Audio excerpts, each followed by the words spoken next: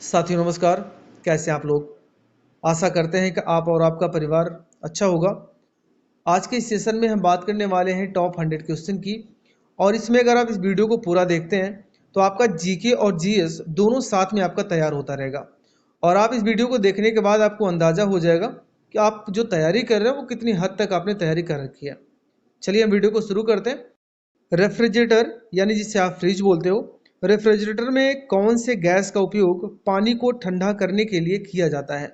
आपके पास 4 ऑप्शन होंगे और हर सवाल पूछने के बाद आपके पास लगभग 10 सेकंड का टाइम भी होगा। उस 10 सेकंड के टाइम में अगर जिस सवाल का जवाब आ रहा है उसे आप हमें कमेंट बॉक्स में बता सकते हो। आपके पास ऑप्शन है अमोनिया, कार्बन डाइऑक्साइड, क्लोरीन और हाइड्रोजन। इसका सही जवाब हो जाएगा अमोनिया। देखिए अक्सर आपने देखा होगा कि बहुत सारे ऐसे कारखाने होते हैं वो जिसमें इसका इस्तेमाल बर्फ़ बनाने में किया जाता है। यानी कि अमोनिया का उपयोग कहाँ किया जाता है? बर्फ़ बनाने में किया जाता है। और किसी भी पदार्थ को ठंडा करने में भी इसका उपयोग किया जाता है। आगे हम बढ़ते हैं। अगला दूसरा क्वेश्चन है, कौन सा रक्त वर्ग हर रक्त वर्ग वाले मनुष्य को दिया जा सकता है? आपके पास 4 ऑप्शन है। इसका सही जवाब हो जाएगा ब्लड ग्रुप ओ। यानी कि जो ब्लड ग्रुप ओ वाले व्यक्ति होते हैं वो सर्वदाता कहलाते हैं, जिसे आप यूनिवर्सल डोनर भी कहते हैं। ये ब्लड ग्रुप ऐसा हो किसी भी व्यक्ति को दिया जा सकता है, इसलिए इनको क्या कहा जाता है? इनको कहा जाता है सर्वदाता कहा जाता है। क्या कहा जाता है इनको? सर्वदाता कहा जाता है। अगर यहीं पे आपसे ये सवाल कर लिया जाए, यानी कि जो ब्लड ग्रुप ओ है वो कितने टाइप का है? वो होता है आपका 2 टाइप का होता है। वो कौन कौन से होते हैं? एक तो होता है ओ निगेटिव होता है और एक होता है ओ पॉजिटिव। और इनमें से अगर ये क्वेश्चन पूछा जाए कि इसमें सच्चा सर्वदाता कौन है, यानी कि ब्लड ग्रुप ओ माइनस और ब्लड ग्रुप ओ पॉजिटिव में, तो इसका सही जवाब क्या हो जाएगा? ब्लड ग्रुप ओ निगेटिव जो होता है वो सच्चा सर्वदाता होता है। इसमें किसी प्रकार का कोई भी एंटीजन नहीं पाया जाता है। हम आगे बढ़ते हैं अगले सवाल की तरफ। विटामिन बी की कमी से बीमारी होती है, कौन सी बीमारी होती है? इसका सही जवाब हो जाएगा बेरी बेरी रोग। जो बेरी बेरी रोग होता है वो विटामिन बी की कमी से होने वाला रोग है। अगर वहीं पे हम बात करें कि जो सूखा रोग है जिसे हम रिकेट्स कहते हैं, क्या बोलते हैं इसको भैया? इसको हम रिकेट्स कहते हैं। रिकेट्स ये किसकी कमी से होता है? ये विटामिन डी की कमी से होने वाला रोग है। वहीं पे हम बात करें अगर रतौंधी की, तो आपने अक्सर देखा होगा ये जो कमी होती है किसकी वजह से होती है? विटामिन ए की कमी से होने वाला रोग है, जिसे आप रतौंधी बोलते हो। और आपने देखा होगा कि जो व्यक्ति होते हैं सामान्य से, दिन में तो बिल्कुल सामान्य से नजर आते हैं, लेकिन जैसे जैसे शाम होती जाती है तो उनका जो नज़र है वो कमज़ोर पड़ जाती है, उनको दिखाई कम देने लगता है। चलिए हम आगे बढ़ते हैं अगले सवाल की तरफ। कह रहा है कि श्वेतांबर और दिगंबर किस धर्म के हैं? श्वेतांबर और दिगंबर किस धर्म के हैं? तो इसका सही जवाब हो जाएगा जैन मत कहिए या जैन धर्म भी आप कह सकते हैं, दोनों दैट इज सेम। तो ये कितने प्रकार के जो जैन धर्म थे, कितने संप्रदाय थे इसमें? इसमें 2 संप्रदाय थे। एक थे श्वेतांबर, दूसरे थे दिगंबर। देखिए जो श्वेतांबर वाले व्यक्ति थे, जो संप्रदाय के लोग थे श्वेतांबर वाले, वो श्वेत कपड़ा यानी कि सफ़ेद कपड़ा अपने शरीर पर धारण करते थे। लेकिन जो दिगंबर वाले व्यक्ति होते, जो दिगंबर संप्रदाय के लोग होते थे, वो नग्न होते थे, यानी कि उनके शरीर पर कोई कपड़ा नहीं होता था। चलिए हम आगे बढ़ते हैं अगले सवाल की तरफ। अगला सवाल है, निम्नलिखित में से भारतीय नेपोलियन किसे माना जाता है? इसका सही जवाब क्या हो जाएगा? समुद्रगुप्त। समुद्रगुप्त को भारतीय नेपोलियन के नाम से जाना जाता है। आगे हम बढ़ते हैं। कह रहा है कि पानीपत का तृतीय युद्ध किन के बीच लड़ा गया? पानीपत का तृतीय युद्ध किन के बीच लड़ा गया? इसका सही जवाब हो जाएगा अहमद शाह अब्दाली और मराठों के बीच ये लड़ा गया था। और कब लड़ा गया था? ये लड़ा गया था 1761 ईस्वी में। ठीक है ना। और अगर वहीं पे हम बात करें कि प्रथम की बात करें, हम प्रथम पानीपत का युद्ध कब हुआ था? वो हुआ था आपका 1526 ईस्वी में हुआ था। और किसके किसके बीच लड़ा गया था? इब्राहिम लोदी और बाबर के बीच लड़ा गया था, जिसमें जीत किसकी हुई थी? बाबर की जीत हुई थी। वहीं पे अगर हम ये बात करें कि जो द्वितीय पानी था वो कब लड़ा गया था? वो लड़ा गया था 1556 ईस्वी में इसको लड़ा गया था। किसके बीच लड़ा गया था भैया इससे? ये लड़ा गया था अकबर और हेमू के बीच लड़ा गया था, जिसमें अकबर की जीत हुई थी। चलिए हम आगे बढ़ते हैं अगले सवाल की तरफ। कह रहा है कि जय जवान जय जवान जय किसान का नारा किसने दिया? इसका सही जवाब हो जाएगा लाल बहादुर शास्त्री। लाल बहादुर शास्त्री जी ने जय जवान जय किसान का नारा उन्होंने दिया। बात है 1965 की। 1965 में लाल बहादुर शास्त्री प्रधानमंत्री बने थे। उस समय अनाज का संकट भी था हमारे देश में, और जो मानसून था वो बहुत ज़्यादा कमज़ोर था। उस समय की बात है, रामलीला मैदान में उन्होंने जय जवान जय किसान का नारा दिया था 1965 में। चलिए हम आगे बढ़ते हैं अगले सवाल की तरफ। निम्नलिखित में से कौन से स्थान पर कुंभ मेला नहीं लगता है?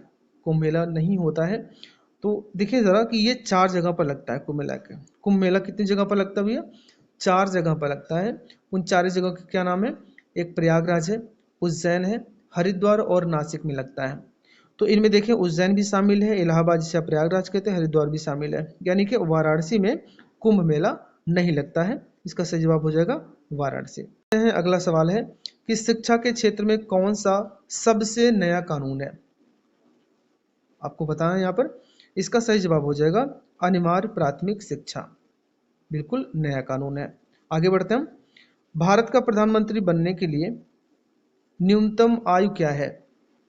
तो इसका सही जवाब क्या हो जाएगा? 25 वर्ष प्रधानमंत्री बनने के लिए बिल्कुल न्यूनतम आयु है। चलिए आगे बढ़ते हैं हम अगले सवाल की तरफ।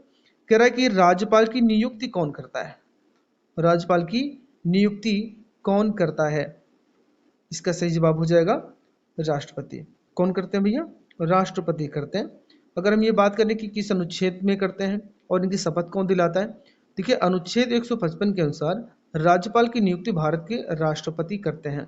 वहीं पे अगर हम बात करें कि जो राज्यपाल इनकी शपथ कौन दिलाता है, तो शपथ की बात करें तो राज्य के जो उच्च न्यायालय के मुख्य न्यायाधीश होते हैं, अनुच्छेद 159 के अनुसार इनको शपथ दिलवाते हैं। आगे बढ़ते हैं हम अगले सवाल की तरफ। कह रहा है कि पंचायत चुनाव निम्नलिखित में से किस स्तर पर कराया जाता है? कह रहा है ग्राम स्तर पर, जिला स्तर पर, नगर स्तर पर या उपरोक्त सभी। तो इसका सही जवाब क्या हो जाएगा? उपरोक्त सभी स्तर पर कराया जाता है। आगे हम बढ़ते हैं और अगले सवाल की तरफ। जब हमसे कह रहा है कि निम्न में से कौन सा विषय समवर्ती सूची के अंतर्गत आता है? पहले आप ये जान लीजिए कि समवर्ती सूची होती क्या है। समवर्ती सूची पर कानून बनाने का अधिकार केंद्र और राज्य दोनों के पास होता है। और अगर कहीं ना कहीं बात यह हो कि इन दोनों के जब टकराव होता है तो किसकी मान्यता ज़्यादा होती है, तो केंद्र सरकार की मान्यता ज़्यादा होती है। जैसे शिक्षा पर ही देख लीजिए, सही है ना। तो इनमें अगर ये बात की जाए कि इनमें से कौन सा समवर्ती सूची के अंतर्गत आता है, तो इसका सही जवाब क्या हो जाएगा? इसका सही जवाब हो जाएगा मूल्य नियंत्रण, इस ऑप्शन के अनुसार। ठीक है ना। चलिए आगे बढ़ते हैं। कह रहा है कि सभी कानूनों को पालन करना हमारी क्या है? हमारी मजबूरी है या हमारी कोई जिम्मेदारी है? हम यानी कि हम एक सामाजिक बंधन में बंधे हैं या फिर कुछ प्रभावशाली लोग हैं जिनके नियंत्रण बनाए रखने का एक तरीका है। ठीक है ना। तो हमारे जो कानून बनाए जाते हैं उनका पालन क्या करना है, वो हमारी एक जिम्मेदारी बनती है। कानून का पालन करना हमारी। अगले सवाल की तरफ। कह रहा है कि 50 रुपए के नोट पर किसके हस्ताक्षर होते हैं? 50 रुपए के नोट पर किसके हस्ताक्षर होते हैं? इसका सही जवाब हो जाएगा आपका गवर्नर जनरल, यानी कि governor reserve bank of India, यानी कि रिजर्व बैंक ऑफ इंडिया के गवर्नर की साइन उसमें होती है 50 रुपए के नोट पर। अगर वहीं पे ये बात की जाए, जो 50 रुपए की नोट है उसके पीछे जो चित्र छपा होता है वो कौन सा ऐतिहासिक स्थल है? तो उसका सही जवाब क्या हो जाएगा? ये जो 50 रुपए की नोट है ना, उसके पीछे आप देखेंगे तो एक चित्र छपा होता है जो एक ऐतिहासिक स्थल ही होता है। तो उसमें होता है हम्पी का रथ छपा है। क्या छपा है भैया? उसमें हम्पी का रथ छपा है। अगर ये बात करें कि भाई हम्पी का रथ है कहाँ पर, तो वो विट्ठल मंदिर में है। और विट्ठल मंदिर कहाँ पर है? वो है कर्नाटक के हम्पी नगर में स्थित है। कर्नाटक के हम्पी नगर में स्थित है जो विट्ठल मंदिर है, वहाँ पर हम्पी का रथ की तस्वीर वहाँ पर है। चलिए हम आगे बढ़ते हैं और अगले सवाल की तरफ, जो कह रहा है कि कथकली निम्नलिखित में से कौन से राज्य का शास्त्रीय नृत्य है? कथकली कौन से राज्य का शास्त्रीय नृत्य है? जवाब क्या होगा भैया? सही जवाब क्या होगा? केरल। क्या होगा? केरल। चलिए आगे बढ़ते हैं अगले सवाल की तरफ। भारत का कौन सा प्रदेश रबर का सबसे अधिक उत्पादन करता है? जवाब क्या होगा भैया? इसका जवाब होगा केरल। केरल राज्य की अगर बात करें तो ये रबर का सबसे बड़ा उत्पादक है। वहीं पे अगर हम ये बात करें भाई दूसरे नंबर पर कौन आता है, दूसरे नंबर पर कौन आता है? वो है त्रिपुरा। याद रखेंगे आप, कौन सा है? त्रिपुरा राज्य जो है ना, वो दूसरे नंबर पर आता है। किसके उत्पादन में? रबर के उत्पादन में दूसरे नंबर पर आता है। वहीं पे अगर ये बात की जाए कि जो केरल है, केरल में कितने प्रतिशत उत्पादन करता है, पूरे भारत का कितना प्रतिशत करता है? तो वो करता है आपका 75 से लेकर 80% रबर का उत्पादन अकेले केरल करता है। और दूसरे नंबर पर कौन करता है? त्रिपुरा करता है। चलिए आगे बढ़ते हैं। भारत में कितने वर्ष के अंतराल के बाद जनगणना की जाती है? बात जनगणना की है, 2021 में होना था लेकिन नहीं हुआ, अब तक नहीं हुआ। चलिए खैर इसके बारे में आप बता सकते हैं। और हम बात करें कि भाई ये होता है आपका 10 वर्ष। कितने वर्ष के बाद होता है? 10 वर्ष पर होता है। यहीं पे अगर ये बात कर दी जाए कि पहली बार जनगणना कब हुई थी, तो वो हुआ था आपका 1872 ईस्वी में पहली जनगणना हुई थी। उस समय ब्रिटिश वायसराय कौन थे? Lord Mayo. यानी कि आपसे पूछा जा सकता है कि पहला पहला जनगणना कब हुई थी? पहली जनगणना तो किसके काल में हुई थी? तो आप बताएंगे लॉर्ड मेयो के काल में हुई थी। कब हुआ था? 1872 ईस्वी में। और ये बात की जाए कि स्वतंत्र भारत की पहली जनगणना कब हुई थी, तो हुआ था 1951 ईस्वी में इस जनगणना हुई थी। चलिए आगे बढ़ते हैं अगले सवाल की तरफ। कह रहा है कि निम्नलिखित में से कौन सा ग्रह नहीं है? निम्नलिखित में से कौन सा ग्रह नहीं है? इसका सही जवाब हो जाएगा सूर्य। चलिए आगे हम बढ़ते हैं अगले सवाल की तरफ। वायुमंडल में ऑक्सीजन की मात्रा कितनी होती है? चार ऑप्शन आपके पास है। इसका सही जवाब हो जाएगा 21%। कितना प्रतिशत भैया? 21% ऑक्सीजन वायुमंडल में पाई जाती है। लेकिन वहीं पर अगर ये बात की जाए बिल्कुल एग्जैक्ट कितनी पाई जाती है, तो वो होता है आपका 20.95% ऑक्सीजन वायुमंडल में पाई जाती है। अगर ऑप्शन में 21 ना हो और लेकिन 20.95 दिया गया है, तो आपको सही जवाब क्या लगाना होगा? 20.95 आपको लगाना होगा। चलिए हम आगे बढ़ते हैं। Bharat dot dot dot dot सबसे बड़ा उत्पादक है। किसका उत्पादक है? सबसे ज्यादा किसका उत्पादन करता है भारत? वो करता है आपका अभ्रक का। देखिए अगर हम ये बात करें कि भाई दुनिया का लगभग 80% भंडार रखता है भारत, अभ्रक का 80% भंडार रखता है अभ्रक का भारत। और ये बात करें कि भाई इसे रखता तो है, काम कहाँ आता है? किसके काम आता है अभ्रक? तो आपने देखा होगा ये ना विद्युत विभाग में अक्सर काम आता है। यानी कि हम ये बात कहें तो विद्युत उपयोग में इसका ज़्यादा उपयोग किया जाता है। जिससे मान लीजिए जो कंडेंसर बनते हैं, जो पंखे में लगाए जाते हैं ना, बैटरी की तरह होता है, वो क्या होता है? वो कंडेंसर होता है। कंडेंसर बनाने में उपयोग किया जाता है, कम्यूटेटर बनाने में उपयोग किया जाता है, टेलीफोन बनाने में उपयोग किया जाता है, और डायनेमो बनाने में उपयोग किया जाता है। ऐसे बहुत सारी चीज़ें हैं इलेक्ट्रॉनिक जिसका उपयोग अभ्रक का उपयोग उसको बनाने में किया जाता है। चलिए हम आगे बढ़ते हैं। कह रहा है कि निम्नलिखित में से कौन सी नदी उत्तर प्रदेश में बहती है? भाई बात तो थोड़ी सी है खतरनाक। देखते हैं यहाँ पर। कह रहा है कि नदी उत्तर प्रदेश में बहती है। चलिए देखिए, ताप्ती यहाँ नहीं बहती है, उत्तर प्रदेश को टच भी नहीं करती। तांडवी, मांडवी नहीं करती है। रावी नदी नहीं करती है। ये एमपी की नदियां हैं, ठीक है ना। और जो घाघरा नदी है वो उत्तर प्रदेश में बहती है, जो कि एक यानी गंगा की सहायक नदी है। गंगा में जाकर वो मिल जाती है बिहार में। चलिए हम इसकी थोड़ी सी और चर्चा कर लेते हैं यहाँ पर।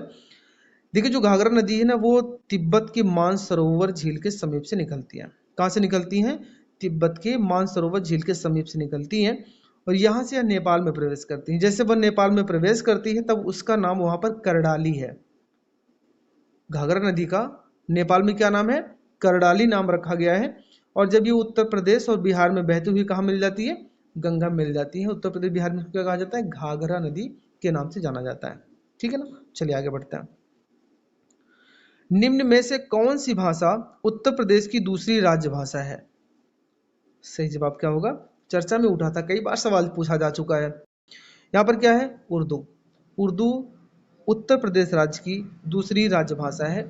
अगर ये पूछा जाता है कि उर्दू को कब किस संशोधन के द्वारा इनको दूसरी भाषा का दर्जा दिया गया, तो वो था 1989, 1989 में संशोधन द्वारा उर्दू को उत्तर प्रदेश की सह आधिकारिक भाषा घोषित किया गया था। ठीक है ना। चलिए आगे हम बढ़ते हैं अगले सवाल की तरफ। अगला सवाल है, निम्नलिखित में से कौन सा राज्य उत्तर प्रदेश की सीमावर्ती राज्य है। यानी कि पूछ रहा है, इसका सीधा मतलब ये है कि ऐसे दिए गए राज्यों में से ऐसा कौन सा राज्य है जो उत्तर प्रदेश राज्य के साथ सीमा बनाता है। ठीक है ना। देखो इसका सही जवाब क्या हो जाएगा, राजस्थान। आप मैप उठा के देख लीजिएगा, मैप में आप जाएंगे तो बहुत जो आपका जियोग्राफी होता है ना, ज्योग्राफी बहुत ज़्यादा अच्छे से आपकी तैयार हो जाएगी, मैपिंग तो बहुत अच्छे से आपको आ जाएगी। और मैप से हर साल क्वेश्चन, और हर साल क्या, हर एग्जाम में ही पूछा जाता है। राजस्थान है, ठीक है ना। पंजाब नहीं, ये नहीं करता है। पश्चिम बंगाल भी काफ़ी दूर है और आंध्र प्रदेश भी दूर है, ये सब नहीं बनाते हैं। कौन बनाता है, राजस्थान।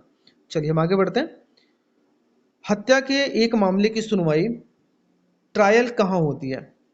जब हत्या होती है ना, तो उसकी सुनवाई ट्रायल कहाँ होती है, तो होती है भैया आपका जिला एवं सत्र न्यायालय में। कहाँ होती है, जिला एवं सत्र न्यायालय में इसका ट्रायल होता है। चलिए, कह रहा है कि भारतीय संघ की राजकीय भाषा क्या है। भारतीय संघ की, ध्यान रखिएगा, भारतीय संघ की राजकीय भाषा क्या है। इसका सही जवाब क्या हो जाएगा, देवनागरी लिपि में हिंदी। हिंदी तो ठीक है, लेकिन किस लिपि में, देवनागरी लिपि में, वो है आपका भारतीय संघ की राजकीय भाषा है। नोट करके रख लीजिएगा, ठीक है ना। चलिए हम आगे बढ़ते हैं अगले सवाल की तरफ। कह रहा है कि द्रोणाचार्य पुरस्कार किस क्षेत्र में प्रदान किया जाता है। द्रोणाचार्य से याद आया, महाभारत देखे हो। अगर आपने महाभारत देखा होगा तो ये गुरु का किरदार इन्होंने निभाया है। गुरु थे द्रोणाचार्य, सही है ना। किसके गुरु थे, ये थे अर्जुन के, सही है ना। तो इन्होंने अर्जुन को बाण सिखाया था। चलिए हम खैर अब आपको ये बताने की कोशिश करते हैं कि द्रोणाचार्य पुरस्कार किस क्षेत्र में प्रदान किया जाता है। तो वो किया जाता है आपका खेल प्रशिक्षण में। खेल प्रशिक्षण में, यानी जो किसी भी खेल का प्रशिक्षण देते हैं, जो गुरु का काम करते हैं, उनको द्रोणाचार्य पुरस्कार दिया जाता है। चलिए आगे बढ़ते हैं। कह रहा है कि ब्रिटेन की मुद्रा का नाम क्या है। जैसे हमारे यहाँ क्या चलता है, रुपये चलता है, सही है ना।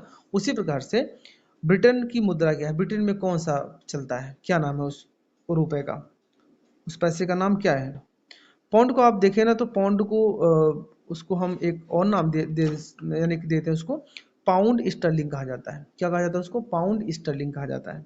चलिए हम आगे बढ़ते हैं अगले सवाल की तरफ। कह रहे ऑफ डिस्कवरी इंडिया का लेखक कौन है। ऑफ डिस्कवरी इंडिया का लेखक कौन है, तो इसका सही जवाब हो जाएगा पंडित जवाहरलाल नेहरू। पंडित जवाहरलाल नेहरू हैं। और अगर देखो इसमें एक बात और भी पूछी जाती है कि भाई इस बुक में आखिर है क्या, सही है ना, इस बुक में आखिर है क्या। तो इन्होंने यानी कि पंडित जवाहरलाल नेहरू जी ने इस बुक में कहा है कि भारत में अनेकता में एकता के विभिन्न पहलुओं के बारे में लिखा है। अनेकता में भी एकता है, भारत में अनेकता में भी एकता है, ठीक है ना। चलिए आगे बढ़ते हैं। बहुचर्चित पुस्तक सैंटिक वर्सेस का लेखक कौन है। यह है सलमान रुश्दी हैं, सलमान रुश्दी हैं। और देखो जो ये पुस्तक है ना, सैंटिक वर्सेस, इस बुक में आखिर है क्या भाई, फेमस क्यों है। इस बुक में सलमान रुश्दी जी ने कहा है जो पैगंबर मोहम्मद हैं और इस्लामिक परंपरा है, बहुत कड़ी आलोचना इस बुक में उन्होंने की है। ये किताब विवाद में भी आई थी। चलिए हम आगे बढ़ते हैं। कह रहा है कि माइक्रोसॉफ्ट किंग किसे कहा जाता है।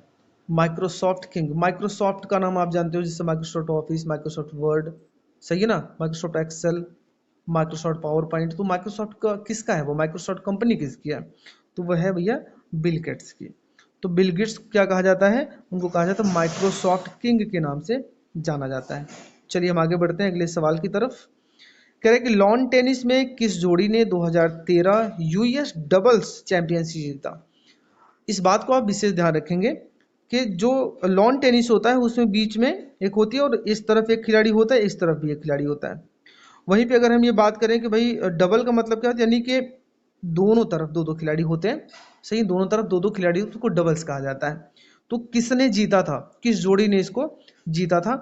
तो इसका सही जवाब हो जाएगा भैया आपका लिएंडर पेस और रेडक स्टेपोनक ने जीता था। किसने जीता था भैया? लिएंडर पेस और रेडक स्टेपोनक ने जीता था। आगे बात करते हैं अगले सवाल की। कह रहा है कि बांग्लादेश के क्रिकेट मैदान पर किस खिलाड़ी की मृत्यु हुई थी? सर में चोट आई थी और इनकी डेथ हो गई थी। कौन थे, क्या नाम था इनका? इनका नाम था रमन लांबा, और ये इंडियन क्रिकेटर थे। कौन थे भैया? ये इंडियन क्रिकेटर थे और ये बल्लेबाज थे। क्या थे ये? बल्लेबाज थे। और ये बांग्लादेश के जो ढाका है ना, वहाँ पर ये क्या कर रहे थे? बैटिंग कर रहे थे, और इनको गेंद इनके सर पर लगी और इनकी वहाँ पर डेथ हो गई थी। ठीक है ना? डेथ कब हुई थी इनकी? 23 फरवरी 1998 को हुई थी। कहाँ हुआ था? ढाका में। चलिए आगे बढ़ते हैं। कह रहा है कि एशियाई खेलों में 400 मीटर की दौड़ में स्वर्ण पदक जीतने वाली पहली भारतीय महिला कौन है? 400 मीटर की दौड़ में स्वर्ण पदक पहली बार जीतने वाली कौन सी महिला कौन है? क्या नाम है उनका? उनका नाम है कमलजीत संधू। क्या नाम है भैया उनका? कमलजीत संधू। और इन्हें अगर पूरा इनके पूरे नाम की बात करें तो इनका पूरा नाम है कमलजीत कौर कूनर संधू। ठीक है ना? क्या नाम है? कमलजीत कौर कूनर संधू। इन्होंने क्या जीता? गोल्ड मेडल इन्होंने जीता था 1970 में। बैंकॉक के एशियन गेम में इन्होंने 1970 में इन्होंने जीता था। कहाँ की रहने वाली हैं? ये पंजाब की। आप जानते हो कि जो खिलाड़ी हैं वो पंजाब से ज़्यादा निकलते हैं। ठीक है ना? चलिए आगे बढ़ते हैं। भारत का सबसे बड़ा गन्ना उत्पादक राज्य कौन सा है? आपको बताना है। अगर आप उत्तर प्रदेश से हैं तो हमें कमेंट बॉक्स में जरूर बताइएगा। ठीक है ना? और किस जिले से आप जरूर बताएं। इसका सही जवाब क्या होगा? उत्तर प्रदेश। उत्तर प्रदेश। चलिए हम आगे बढ़ते हैं अगले सवाल की तरफ। कह रहे कि हरित गृह प्रभाव किस गैस के अधिक मात्रा में होने से बढ़ता है? सही है ना? हरित गृह जिसे आप ग्रीन हाउस इफेक्ट कहते हैं, वो किसकी वजह से होता है? किस गैस की अधिकता से होता है? वो होता है CO2 यानी कि कार्बन डाइऑक्साइड की वजह से होता है। आगे हम बढ़ते हैं कि कह रहा है कि ताजमहल बदरंग क्यों हो रहा है? ताजमहल बदरंग क्यों हो रहा है? उसके रंग उड़ते जा रहे हैं, ऐसा क्यों है? कारण क्या है उसका? इसका सही जवाब हो जाएगा अम्लीय वर्षा के कारण ताजमहल बदरंग होता जा रहा है। अम्लीय वर्षा क्या है आप जानते हो? ठीक है ना? अगर नहीं जानते हो तो कमेंट बॉक्स में बताइएगा, हम ऐसे बहुत सारी वीडियोस बनाते रहेंगे और उसमें हमको क्लियर करा देंगे। चलिए आगे हम बढ़ते हैं। कह रहा है कि अंटार्कटिका जाने वाले प्रथम भारतीय दल के प्रभारी कौन थे? अंटार्कटिका जाने वाले प्रथम भारतीय दल के प्रभारी कौन थे? ये नहीं पूछ रहा कि कौन, यानी कि कौन कौन गया था। इसका सही जवाब क्या हो जाएगा भैया? इसका सही जवाब हो जाएगा डॉक्टर SZ कौसिम गए थे, यानी कि ये थे SZ, जेड था इनका नाम, जे नहीं है बल्कि जेड है, डी इसमें लगा है। ठीक है ना? कौन है ये? SZ कासिम इनका नाम था, और ये गए थे। भारतीय अंतर्गत का अभियान 1981 में शुरू हुआ था। ठीक, चलिए आगे बढ़ते हैं। और कह रहा है कि वन्य प्रणाली सप्ताह प्रतिवर्ष कब से कब तक मनाया जाता है? वन्य प्रणाली सप्ताह मनाया जाता है कब से भैया कब तक? वो मनाया जाता है 2 अक्टूबर से लेकर 7 अक्टूबर, 2 अक्टूबर से लेकर 7 अक्टूबर के बीच मनाया जाता है। और इसका उद्देश्य क्या होता है इस सप्ताह को मनाने का? इसका उद्देश्य होता है कि वन्य जीवों की सुरक्षा एवं संरक्षा के साथ साथ वनस्पतियों की सुरक्षा एवं संरक्षण करना है। ठीक है ना? चलिए हम आगे बढ़ते हैं। अगला सवाल है कि सुंदरवन है, सुंदरवन क्या है? गंगा ब्रह्मपुत्र का जो डेल्टा बना है उसे हम कहते हैं, या फिर वो दक्कन के पठार को बोलते हैं, गोदावरी डेल्टा को कहते हैं, या महानदी को कहते हैं? इसका सही जवाब क्या हो जाएगा? गंगा ब्रह्मपुत्र के द्वारा जो डेल्टा बनाएगा, और ये विश्व का सबसे बड़ा डेल्टा है, ध्यान रखेंगे आप। अगर ये पूछता है विश्व का सबसे बड़ा डेल्टा किन दो नदियों के द्वारा बनाया जाता है, तो आप बताएंगे गंगा और ब्रह्मपुत्र नदियों के द्वारा बनाया जाता है। कहाँ पर ये? पश्चिम बंगाल। ठीक, तो वहाँ पर है। यहाँ पर जो पेड़ पाए जाते हैं ना, वो सुंदरी के पेड़ पाए जाते हैं, वहाँ पर उनको क्या नाम रखा गया? सुंदरवन कहा गया। चलिए आगे बढ़ते हैं। जिम कॉर्बेट नेशनल पार्क कहाँ है? जिम कॉर्बेट नेशनल पार्क कहाँ है? इसका सही जवाब है रामनगर, नैनीताल में। रामनगर, नैनीताल में जिम कॉर्बेट नेशनल पार्क स्थित है। वैसे ही अगर इसकी बात हम थोड़ी सी करें, चर्चा करते हैं इसकी, कि यह भारत का पहला राष्ट्रीय पार्क है। सही है ना, सवाल पूछ सकता है कि भाई भारत का पहला राष्ट्रीय पार्क कौन सा है, तो आपको बताना पड़ेगा जिम कॉर्बेट नेशनल पार्क कहाँ है, रामनगर नैनीताल में। और कब स्थापित हुआ ये भी पूछ सकता है, तो 1936 1936 को ये स्थापित हुआ था। और पहले नाम इसका ये पूछ लिया गया कि भाई बताओ कि जिम कॉर्बेट नेशनल पार्क का पहले नाम क्या था, तो आपको बताना होगा हैली नेशनल पार्क इसका पहले नाम था। 1957 में जिम कॉर्बेट की याद में इसको कॉर्बेट नेशनल पार्क नाम रख दिया गया। ठीक, चलिए हम आगे बढ़ते हैं अगले सवाल की तरफ। कह रहा है कि निम्नलिखित में से किस नदी का उद्गम भारत के बाहर है। ठीक, तो कोई जो ब्रह्मपुत्र नदी है ना, इसका उद्गम भारत के बाहर है। कहाँ है भैया, वो तिब्बत से है। ठीक, तिब्बत से है। और जब ये असम यहाँ हाँ असम में प्रवेश करती है, असम में प्रवेश करके ये कहाँ मिल जाती है, ये आ जाती है भारत में, असम में प्रवेश करती है भारत में आ जाती है। ठीक है ना, तो उसका उद्गम कहाँ है, वो तिब्बत में है, भारत से बाहर है। गंगा का भी उद्गम कहाँ है, गंगोत्री है, हिमालय जो भारत में है। यमुना का भी वहीं से निकलता है, नर्मदा भी। चलिए आगे बढ़ते हैं अगले सवाल की तरफ। निम्नलिखित में कौन सी नदी डेल्टा नहीं बनाती है। देखिए जो पठारी है ना, जो पठारी नदियां हैं वो डेल्टा नहीं बनाती हैं। रीज़न उसका ये होता है कि जो वो उनके ढलान बहुत ज़्यादा होती है। ढलान की वजह से क्या करती है, वो पानी का जो प्रेशर होता है बहुत ज़्यादा होता है, तो वहाँ पर कोई भी कण रुक नहीं पाता। जब कण नहीं रुकेगा तो डेल्टा नहीं बनेगा। तो आप याद रखेंगे कि जो हमारी नर्मदा नदी है वो नहीं बनाती है, यानी डेल्टा नहीं बनाती है। ठीक है ना, चलिए हम आगे बढ़ते हैं अगले सवाल की तरफ। करेंगे चंबल नदी किन राज्यों से होकर बहती है। चंबल नदी किन राज्यों से होकर बहती है। देखो हम इसकी अगर बात करें कि भाई जो चंबल नदी है इसका उद्गम कहाँ है, तो ये है जानापाव की पहाड़ी मध्य प्रदेश में। और ये बहती कहाँ कहाँ पर है वो आप जान लीजिए, उत्तर प्रदेश, मध्य प्रदेश और राजस्थान। उत्तर प्रदेश, मध्य प्रदेश और राजस्थान में ये बहती है। चंबल का प्राचीन नाम अगर पूछ लिया जाए तब क्या बताएंगे आप भैया, इसको बताएंगे चरमावती उसे बोलते हैं, चरमावती बोलते हैं। ठीक है ना, चलिए हम आगे बढ़ते हैं और अगले सवाल की तरफ। अगला सवाल है आपका, कलपक्कम में स्थित है। कलपक्कम में स्थित है, क्या स्थित है, वहां पर परमाणु ऊर्जा केंद्र स्थित है। क्या स्थित है भैया, परमाणु ऊर्जा केंद्र वहां पर स्थित है।